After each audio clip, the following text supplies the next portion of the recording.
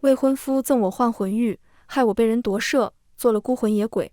可他却与那占我身体之人恩爱相守。他们借我公主身份享一生荣华，生儿育女，加官进爵。我孤苦飘零，魂无所依。再次睁眼，我回到了他赠我玉佩之时。我欣然接受，转手将玉佩赠一继子。这一世不玩死他们算我输。大家好，欢迎收看达达听书。我从没想过能亲眼看见自己身死。嘉诚公主赵华音回光返照，含笑倾诉她幸福美满的一生，夫妻恩爱，子女孝顺。虽然短命，但她这一生了无遗憾。我冷眼瞧着原本属于我的驸马顾廷炫，长相笑似我的孩子，在他断气的那一刻，全都发出了悲痛欲绝的哭声。谁也未曾提起过一句，我这个早已被剥夺了一切的真正的赵华音。眼前的人，他是我的丈夫，却又不是我的丈夫。他们是从我身体里出生的孩子，却又不是我的孩子。他们是踩着我的命往上爬的魔鬼，是害死我的罪魁祸首。许是多年积累的仇恨一朝爆发，我竟以灵体的形式流下了血泪。我冲着顾廷炫那张令人作呕的脸，发出的声音刺耳尖利：顾廷炫，若能报仇，我定与你不死不休。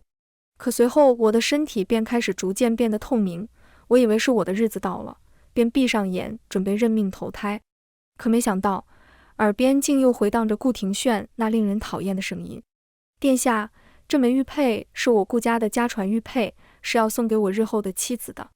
如今陛下赐婚，这枚玉佩送给公主再合适不过了。等等，怎么又是顾廷炫的声音？我只觉手心一片冰凉，睁开眼，手中赫然躺着一枚玉佩，是换魂玉。而眼前的顾廷炫年轻俊美，我竟回到了顾廷炫赠我玉佩之时。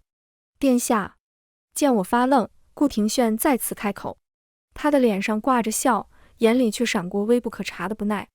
我将玉佩握紧，扬起了笑，既是阿炫所赠，我定日日佩戴在身上。听到我这么说，顾廷炫的眼眸中闪过得逞过后的真实的笑意。玉佩代表着顾府对殿下的情谊，还望殿下妥善保管。我点头应是，随后编了个理由告别。顾廷炫目的达成，自然不会与我多纠缠。我回到马车上，将玉佩随手扔到了角落里，掩面痛哭，吓坏了春哥。春儿是我的贴身侍婢，上辈子跟在已经换了信子的柳依依身边。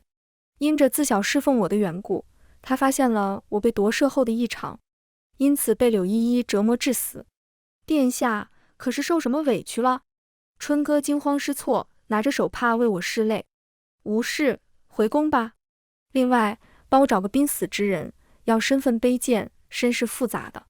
既想要圆满，那凭什么踩着我的命继续他们美满的一生？这辈子，身世、荣华、爱情，他们一个也别想得到。我要让他们渴求的一切都化为虚无，在我手中求生不得，求死不能。我知道10日之后便是上辈子我被夺舍的日子，所以让他们抓紧时间为我寻找合适之人。当他们带着一濒死的继子来寻我时，到底犯了难。殿下，这琼娘是青楼的继子，大夫说要时无医，就在这几天了。他患的乃是脏病，您勿要上前，免得污了您的眼睛。他们寻遍京城，只找到了这一个与我所要相符的。那女子满脸脏污，但也依稀能看出来是个清秀之人。我驱散所有人，走到她面前蹲下，讲述了我寻她的意愿。我知道被人夺舍的痛苦，所以不愿强人所难，哪怕我能许诺给她的亲友无尽的荣华富贵。那女子听完面无波澜，只睁开眼睛，像老朽般毫无生机，只问了一句：用完这身子之后，可否一把火烧了？见我疑惑，她自嘲一笑，免得让我那黑心肝的父母和弟弟拿她去配了阴婚，让我在地下也要牢牢受他们的掌控。我被他们绑了，卖到青楼，已经被他们毁了一辈子，不想死了也要被他们榨干我的骨血，我不甘心。她声如老妪，只在提到父母兄弟时带上了咬牙切齿的恨意。我听明白了，问你可愿报仇？听到报仇二字，那女子像是用尽全身力气，一把抓住了我的手臂。当真？我点头，我是公主，你想要的一切我都会给你，这是我最后能为她做的。顾廷炫赠我玉佩，只言明说是给顾府日后的当家主母的。上辈子的我爱慕他，见此自然心中欢喜，当即便将玉佩佩戴在了身上。可我没想到，不过10日，我便魂魄离体，而顾廷炫搂着我，极尽温柔地喊他依依。原来顾廷炫有一位自小体弱多病的青梅柳依依，在他油尽灯枯，而顾廷炫求医无果后，他便听从一个妖道的话，动了夺舍的念头。他为他殚精竭虑，亲自挑选了300位女子，可不是家世不好，便是容貌不够出挑，又怕到时难过我这一关。思来想去，顾廷炫便赌了把大的，把目光放在了我身上。我是帝后膝下唯一的嫡公主，身份尊贵，容貌屹立，断然不会委屈了他的青梅。又与他有婚约在身，名正言顺，所以他将那妖道给的换魂玉相赠，做法将柳依依的魂魄送进了我的身体里。而柳依依的躯体身死，我魂无所依。我被人夺舍，本不该身死，又无鬼差来索我的命，于是变成了日日飘荡的孤魂野鬼，只能怀着仇恨看着这对狗男女恩爱相守，借着我的身份，踩着我的命，享受着原本属于我的一切。上辈子我与父母阴阳两隔，为了不让父皇母后看出破绽，他减少了那人与他们的接触，除却必要的宫宴，顾廷炫很少让他进宫。父皇母后思女心切，顾廷炫便让他生下来的孩子进宫陪伴二老。那是从我的身体里诞育的孩儿，长相与我极其相似。父皇母后爱屋及乌，极其疼爱这2个身上融着我骨血的孩子。即使后来父皇让位皇兄，也依旧让皇兄为孩子们封爵。上辈子的嘉诚公主一生尊荣，唯一可惜的便是红颜薄命，不过30岁便香消玉殒。驸马顾廷炫与他一生一世一双人，儿子袭爵，女儿1年前也被封了郡主。他享受着顾廷炫为他夺来的一切，活成了京城绝大多数贵女心中艳羡的对象。我把换魂玉放在了琼娘身边，让人把她安置好。顾廷炫和柳依依既想要不劳而获，那便承受抢夺他人身躯带来的后果吧。我倒要看看，这一辈子从公主变成继子，顾廷炫和柳依依还能否像上辈子那样恩爱相守。由于要处理琼娘的事情，我回宫便晚了些，正好碰到了从母后宫里出来的皇兄。见我晚归，他板起脸训斥，怎么这么晚才回来？成何体统？我从小便跟在皇兄身边，知道他是个面冷心软的性子。他从小被当作储君培养，被太傅教育的不苟言笑。我时常跟父皇母后嘟囔皇兄是没有白胡子的太傅，偶尔也觉得他管我太多太严。可相隔10几年，如今再听到这熟悉的话，在我还没反应过来时，眼泪便倏然落下。皇兄吓得登时变了脸色，站在我面前手足无措，你莫哭，皇兄没有凶你，我只是怕你受伤。我一边擦泪一边笑，我知道，我什么都知道。而父皇母后不知何时从殿内出来，见我哭泣，以为是皇兄欺了我，刚要开口训斥，便被我扑了个满怀。什么公主，什么礼仪规矩，此刻通通一边去。我只是离开父母太久的女儿，我只是太想念他们了。与父母兄长温存一番后，我回到了自己的朝阳宫。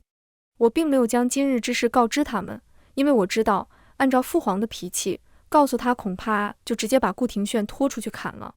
可我不想让他死得那么容易。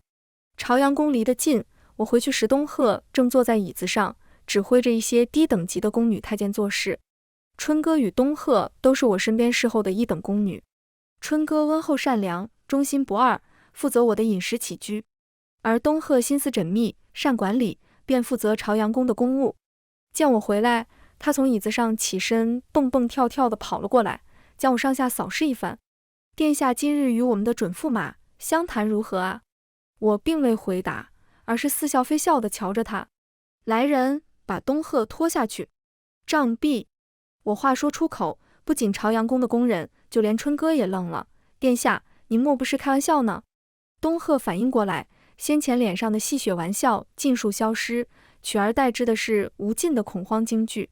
他扑通一声跪地，扑过来抱着我的腿，开口就哭：殿下，东鹤兢兢业业为您打理公务，今日不知是哪里得罪了。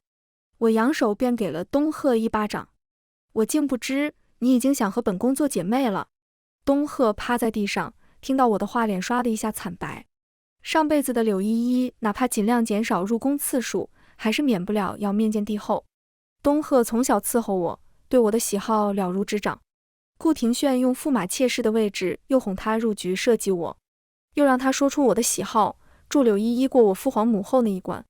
永宁侯府的爵位3代世袭，到顾廷炫这里正好是第3代。他想延续顾家的荣耀，便把主意打到了我身上。东鹤与顾廷炫里应外合，在我的马上做了手脚，为顾廷炫创造了马场相救的机会。他对我隐瞒了与柳依依的私情，让我对他一见钟情，这才有了父皇赐婚的圣旨。他野心太大，看上了我的地位，为人骄傲，却不得不在我身边伏低作小。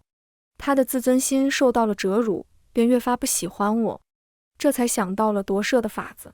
一个听话乖巧又身份尊贵的妻子，才是他终生所求。事已至此，东鹤岂会不知我已经知道了全部？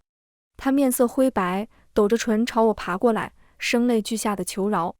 他说是顾廷炫引诱他，一切都是顾廷炫的错。我蹲下身，掐住他的下巴，与他平视。他顾廷炫日后要伺候本宫，都只能说驸马侍寝，没有本宫的准许，谁给他的胆子纳妾？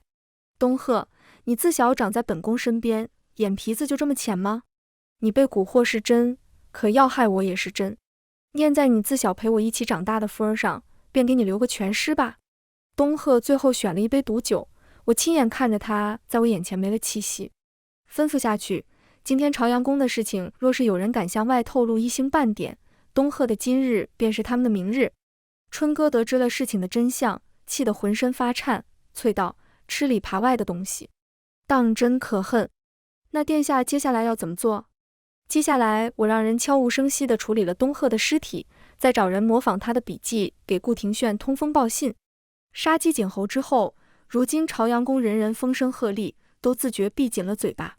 就这么持续了几日，顾廷炫让人给东鹤递了消息，他们要动手了。我按照消息上的时间，在这一日十分配合的，莫名其妙地晕了过去。与此同时，京中一个6品官员家的女儿病故，被太医医治1天1夜之后，我悠悠转醒。顾廷炫比任何人都积极地挤到我床前，握着我的手：殿下，可还有不舒服的地方？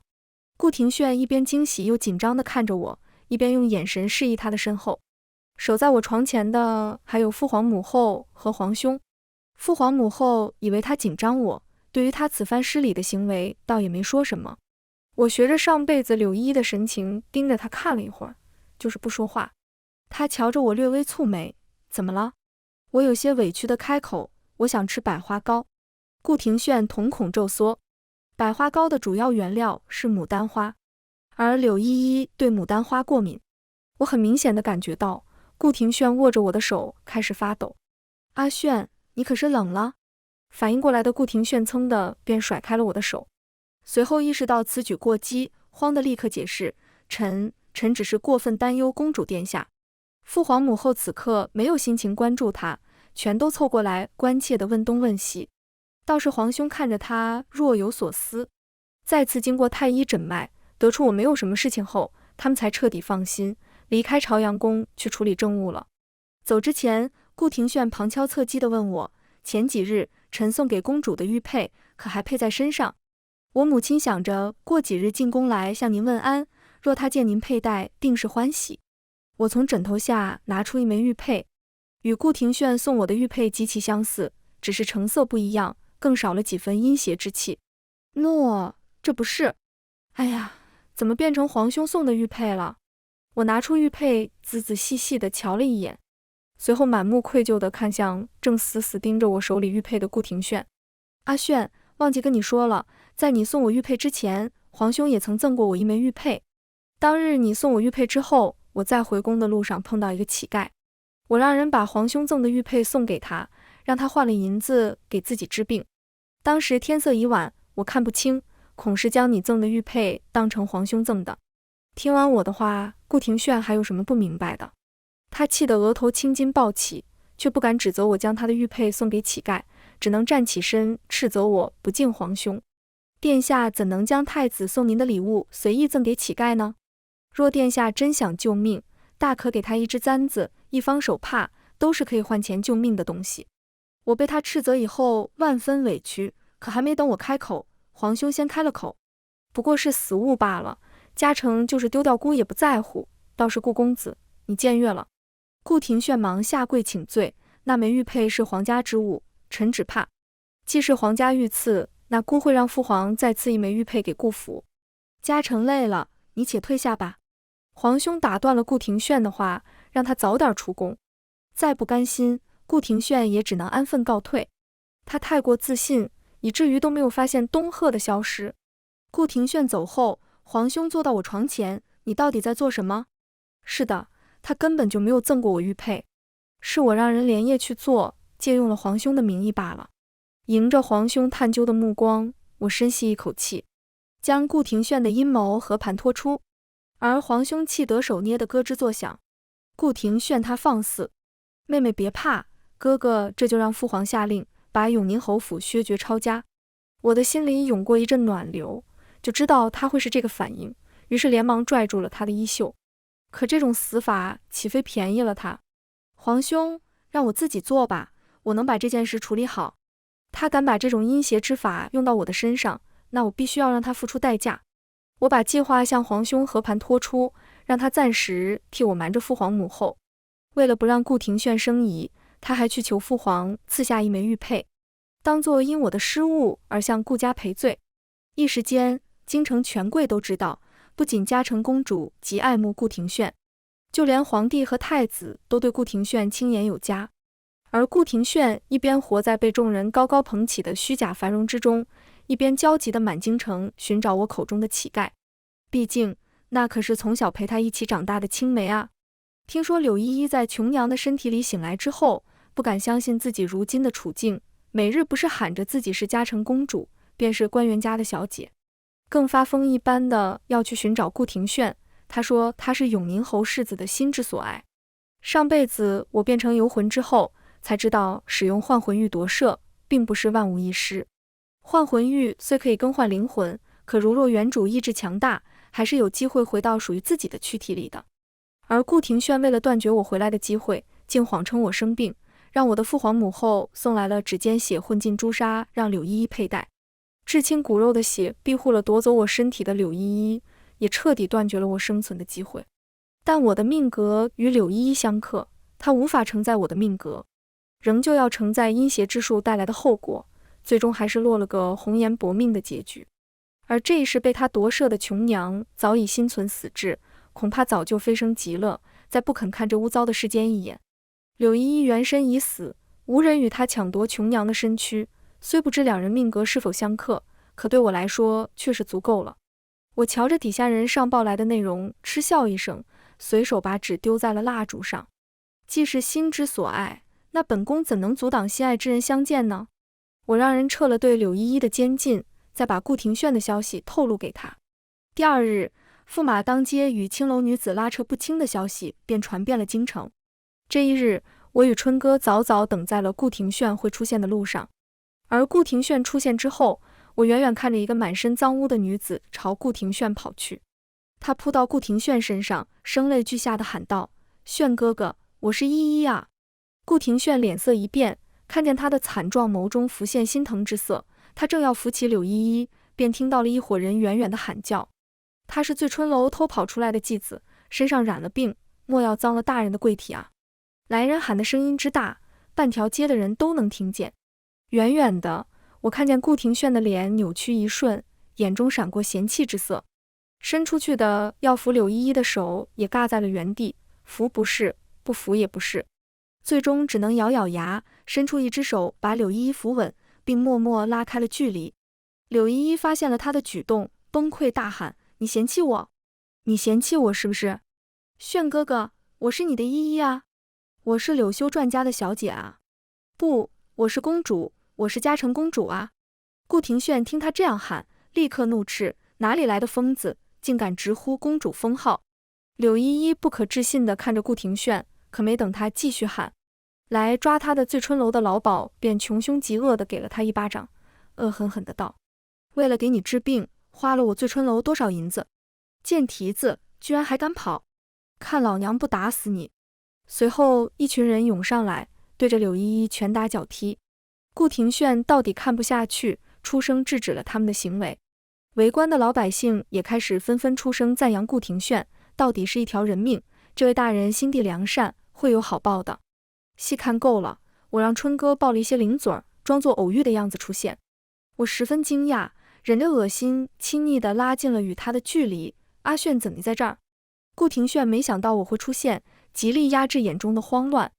我偶然路过这里，见这群人在殴打这名女子，看不下去，出声制止罢了。这里脏污店，你还是早日回家吧。顾廷炫想让我早点消失在这里，免得听见一些不该听到的风言风语。我却夸赞顾廷炫，眼神落在柳依依身上，阿炫当真是良善之人。事到如今，柳依依怎会看不出我的身份？她趴在地上，怨毒地看着与顾廷炫举止亲密的我，眼底一片猩红，疯狂地朝我扑了过来，却被我身边的护卫拦住。是你夺走了我的身份，是你夺走了我的一切。我才是赵华音，我才应该是嘉诚公主啊！我在场，顾廷炫无法直接下令让人捂嘴，只能眼睁睁地看着柳依依讲出了这等疯话。看来顾廷炫对自己的计划十分自信，平时没少给柳依依述说计划成功后的美满生活，这才让柳依依执念颇深，近乎疯魔。我淡淡一笑，当真是个疯子。顾廷炫本来汗流浃背，听到我的话后立刻顺杆爬，这等疯话免得污了殿下的耳朵。我回宫之后，让人添油加醋地把顾廷炫今日之事到处宣扬。听说柳依依后来干脆破罐子破摔，跑到永宁侯府门前撒泼打滚地说，自己与顾廷炫已私定终身，要让顾廷炫为自己负责。而顾廷炫则直接让人把柳依依捆了，扔回了醉春楼，并对外宣称自己从未踏足醉春楼，自己只是受到了污蔑而已。可他当街与青楼女子拉拉扯扯是事实，如今种种行为不过亡羊补牢而已。很快，参奏顾廷炫的奏折便像雪花一样飞到了父皇的御案之上。父皇斥责顾廷炫败坏皇家名声，而我也拒绝见顾廷炫。不得已，他只能再次给东贺传递消息。消息里除了几句酸言酸语之外，便是询问我如今对他的看法。毕竟失了幻魂玉这枚棋子，他便只能依照原来的计划做我的驸马。我让人回复他，就说本宫很伤心，但还是相信他，希望他能平息眼下的舆论。我要逼他一把，看他在心爱之人与自己的前途中会做出怎样的选择。很快我便知道了答案，前去暗杀柳依依的人尽数被我的暗卫控制。他这一段日子不是被青楼老鸨打，就是被琼娘的父母兄弟侮辱打骂，如今再被人追杀，此刻缩在墙角，目光呆滞，已经被吓到失禁。我让人留活口，当着柳依依的面供出了顾廷炫这个幕后指使之人。我嘲讽地看着他，字字诛心，你心心念念的少年郎，不仅为了前途用阴损之法，害你沦为供人玩乐的继子，现在还要杀了你。他日后娶妻生子平步青云，却害得你永堕地狱。柳依依，你甘心吗？他不甘心，所以他在这个流血的黑夜痛哭，恨得咬牙切齿，浑身发抖。我不会放过他，我不会放过他的。很好，我要的就是这个效果。我让人把柳依依藏起来，向顾廷炫传达了柳依依已死的消息。殿下为何不直接顺水推舟，弄死柳依依呢？春哥为我打抱不平，自己动手多没意思。顾廷炫的生辰快到了吧，我送他一份大礼。顾廷炫几日不得召见，心急如焚，竟想要约见东贺。我让皇兄压下参奏顾廷炫的奏折，又让东贺回他，我有意求父皇把顾家的侯爵封为公爵，并让皇兄邀请顾廷炫到皇宫来办生辰宴。众人都说这是皇家认可顾廷炫的意思，他解决了禁忧，不需要远虑，一时间人逢喜事精神爽，走到哪里都高昂着头，像一只骄傲的孔雀。生辰宴那天，我甚至用我的名义将京城里排得上号的权贵全都请到了皇宫。顾廷炫穿着一身靛蓝色锦袍，脸上挂着笑意，矜持道：“殿下，这么大的排场，臣恐怕受不起。”我拿起一杯酒敬他：“怎么会呢？这戏台子本身就是我为你搭的，没有你这个主角登场，戏还如何唱下去？”身为今天的主角，顾廷炫逐渐被人围住宫闱，只是在不起眼的角落，一个身着宫女服的女子正悄悄地向顾廷炫靠近。在所有人都沉浸在寒暄客套的氛围里时，那女子拿出一把剪刀，精准地刺中了顾廷炫的下体。周遭瞬间安静，随后便是刺耳惊恐的喊声。原本恭维顾廷炫的人此刻全都远离他，而顾廷炫本人想要反抗，抬手却发现浑身像被抽干了力气，只能躺在地上，疼得打滚。我敬他的酒里放了东西，而那女子正是被我安排进来的柳依依。眼瞧着她发了疯一般的继续刺他，我才抬手让禁卫军慢悠悠地赶过来，控制住了柳依依。而此时顾廷炫的靛蓝衣袍下摆已经被鲜血染红，他还是不甘心地朝我看来，嘴唇一张一合。太……我分辨之后嗤笑一声，漫不经心地把玩着手里遍布裂痕的幻魂玉。眼看他高楼起，眼看他宴宾客，眼看他楼塌了。世间之爽快事，莫大乎此。我遣散所有人，把父皇母后唤了过来。闻声而来的还有顾廷炫的父母，他们听闻儿子今后与太监无异，哭求父皇彻查今日之事。顾廷炫原本疼晕过去，我让太医给他医治时不必使用麻沸散，不过多久他便又活活痛醒。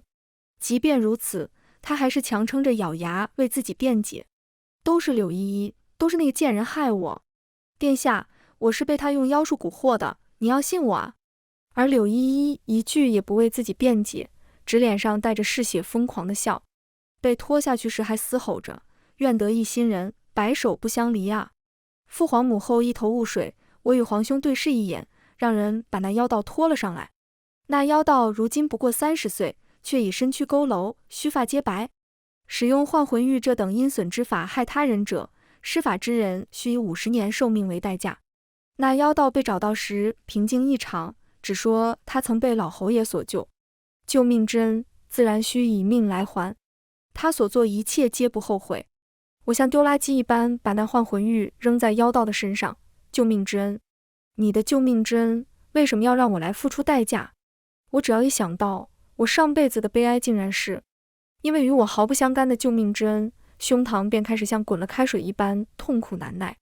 数十年多孤苦飘零的日日夜夜，让我此刻再也听不到任何声音。我再也无法压抑心中的仇恨，拔出离我最近的禁卫军的刀，一刀捅进了妖道的心脏。等那妖道的身体倒下时，我才像重获新生。顾家的人瑟瑟发抖，而父皇母后满目担忧。皇兄走近我，声音轻柔：安音乖，不怕了，再也没有人能伤害你了。我丢掉手中的刀，跪在父皇母后面前，向他们一字一句地讲述了顾廷炫的阴谋，还有我上辈子遭遇的一切。听到那句指尖血保护了柳依依时，母后将我抱在怀里，哭成了泪人。父皇直接下令把顾府抄家夺爵，直系亲属全部流放。守了20年规矩，从来端正持重的皇兄直接亲自上手，把躺在地上装死的顾廷炫提溜起来，一拳又一拳，直至顾廷炫的脸血肉模糊。我没有让父皇直接杀了顾廷炫和柳依依，而是把他们锁在了同一间地牢里。柳依依命不久矣，而顾廷炫身有残缺。昔日的青梅竹马、两小无猜的爱意，在现实前被击得粉碎。我让牢狱每日给他们用刑，身痛却不致死。他们两看生厌，即使自己身负重伤，也日日用最恶毒下流的语气攻击对方。1年之后，柳依依死了，眼睛瞪得老大，仍旧瞪着顾廷炫的方向。我去地牢看他时，他裸露在外的皮肤沾满了血液干涸之后的黑红色痂块。